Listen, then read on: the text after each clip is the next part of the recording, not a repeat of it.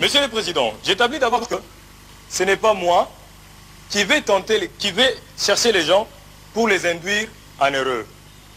Ce n'est pas moi. La Bible est très claire à ce sujet.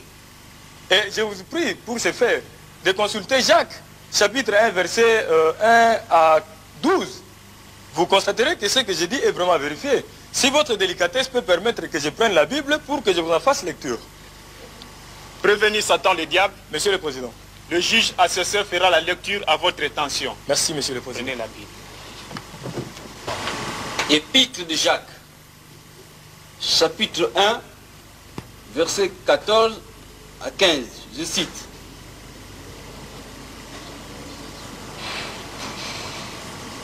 Mais chacun est tenté.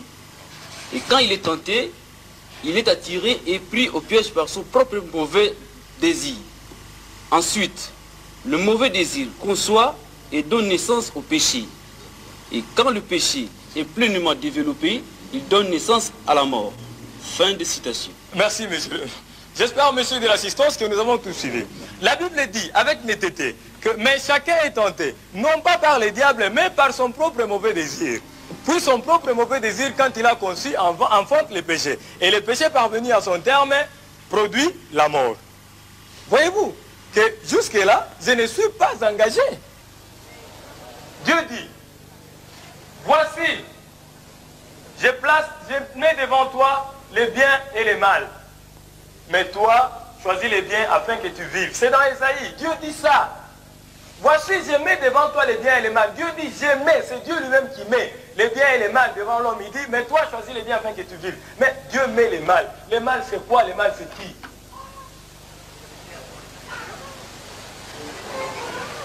Monsieur, faites valoir votre libre arbitre. Dieu ne dit pas, réfère-toi au diable pour choisir. Il dit, toi, choisis, c'est un impératif. Mais si toi, tu choisis les mal, ce n'est pas moi qui te le fais choisir. Messieurs les hommes, je me résume. Évitez de tomber dans une erreur irréparable. Vous rendrez compte à Dieu de ce que vous aurez fait de la vie qu'il vous a confiée. Et moi, je rendrai compte à Dieu de ce que je sais.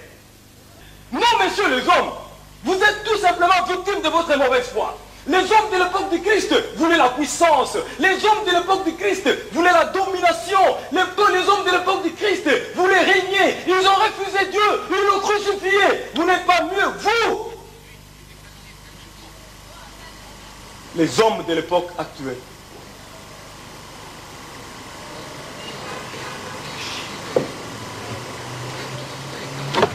Messieurs les hommes, encore une fois, soyons sérieux. Vous êtes des incapables, tous des incapables. Un laps de temps suffit pour qu'on vous retrouve dans des prières de confession interminables. Observez, je vous prie. Les hommes qui s'efforcent de paraître justes devant Dieu. Eh bien, vous constaterez que je ne compose jamais avec ces personnes-là, bien que par moments, il m'arrive de perturber leur vie. Mais pourquoi pensez-vous que je ne compose jamais avec ces gens-là? Pourquoi? Eh bien, parce que je n'ai pas qualité. Mais pourquoi croyez-vous que je ne compose jamais avec ces gens-là? Eh bien, parce que tout simplement, cela m'est interdit. Je n'ai pas les droits, je n'ai pas le pouvoir de m'immiscer dans leur vie. Par contre, allez chez des personnes perverses, celles qui pratiquent la magie et des choses similaires. Vous constaterez que ces gens-là ont déjà eu à voir les diables et plusieurs de ces manifestations dans leur vie immédiate. Malheureusement, c'est celles des personnes perverses comme celles-là qui sont majoritaires. Vous fréquentez les cimetières en quête de puissance dominatrice que les esprits malins procurent aux mauvaises gens. Vous aimez l'argent par-dessus tout. Vous enviez la femme du prochain. Tout cela est réprimé par la Bible, mais vous le faites. Vous avez votre conscience pour vous arrêter, mais vous refusez. Vous commettez des actes, mais vous ne voulez jamais en supporter les conséquences. Puis soudain, quand cela se retourne contre vous, vous accusez les diables. Ce n'est pas juste. Non, messieurs, vous n'avez pas raison de m'accuser, messieurs les hommes. Je plaide non coupable.